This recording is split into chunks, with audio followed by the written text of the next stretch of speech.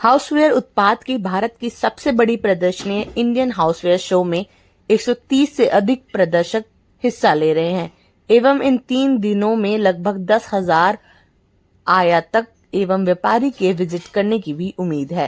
नई दिल्ली के प्रगति मैदान स्थित भारत मंडपम के हॉल नंबर 8 से 11 में आयोजित 15वें इंडियन हाउसवेयर शो 2025 का उद्घाटन दिल्ली की मुख्यमंत्री श्रीमती रेखा गुप्ता द्वारा किया गया।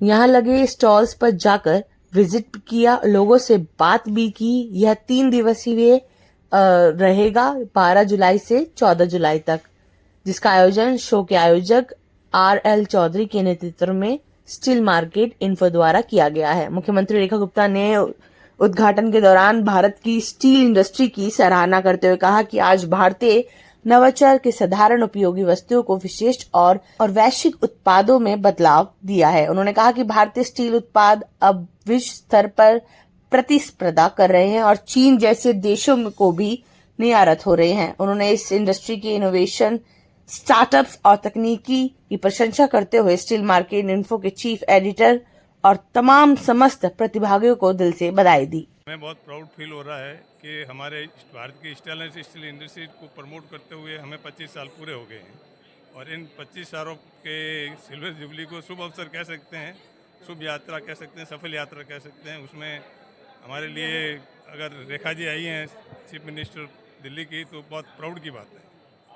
एप्लीकेशन तो देखो बाहर से तो काफ़ी लोग मतलब यहाँ आए हैं, फॉरेन से 32 कंट्री से लोग आए हैं और इंडिया के जो है तकरीबन 5,000 लोग विजिट करने आए हैं, जो ट्रेडर विजिटर हैं, पब्लिक नहीं, जो ट्रेड विजिटर हैं वो आए। एक बड़ा स्टॉल रखा गया है सर, आप भी बहुत बड़े सपोर्टर रहे हैं उसमें।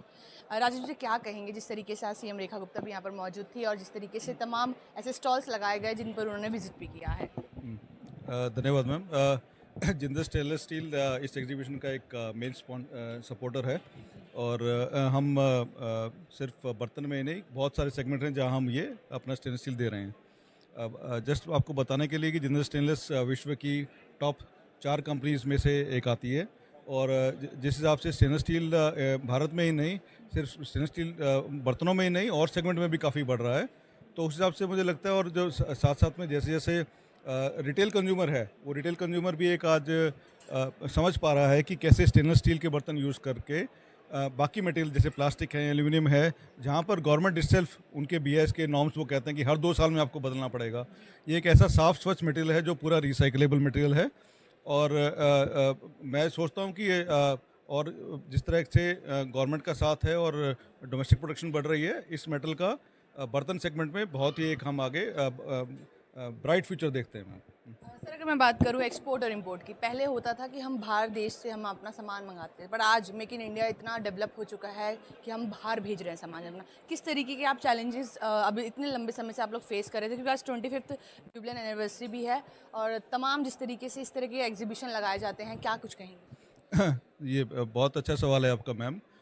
अगर हम भारत में देखते हैं तो स्टेनलेस स्टील इंपोर्ट जो था उसकी इंटेंसिटी मतलब पूरे मार्केट में से 25-30% इंपोर्ट चाइना या वियतनाम या मलेशिया जैसे, वो बेसिकली चाइना का मटेरियल रीरूट होके आ रहा था। तो जैसे जैसे गवर्नमेंट ने अब सख्त लॉ लेके आए हैं और हमें पूरा विश्वास है कि भारत की, जैसे माननीय प्रधानमंत्री जी भी कहते हैं कि 2030 तक हम एक वर्ल्ड की 3rd लार्जेस्ट इकोनॉमी बनने जा रहे हैं। उस विजन के साथ ये सब कुछ पॉसिबल जब ही हो पाएगा जब सारी प्रोडक्शन भारत में ही हो। पीछे कुछ टाइम से ये सारा जो डंपिंग हो रहा था, इसकी वजह से काफ़ी लोग जो मैन्युफैक्चरर थे वो अल्टीमेटली ट्रेडर्स बन गए थे। बट अल्टीमेटली जैसे आज माननीय मुख्यमंत्री जी ने भी बोला कि प्रोडक्शन भारत में ही होगी और भारत में ही भारत की मार्केट का फ़ायदा भारत के मैन्युफैक्चरर्स को ही मिलेगा, तभी प्रगति होगी।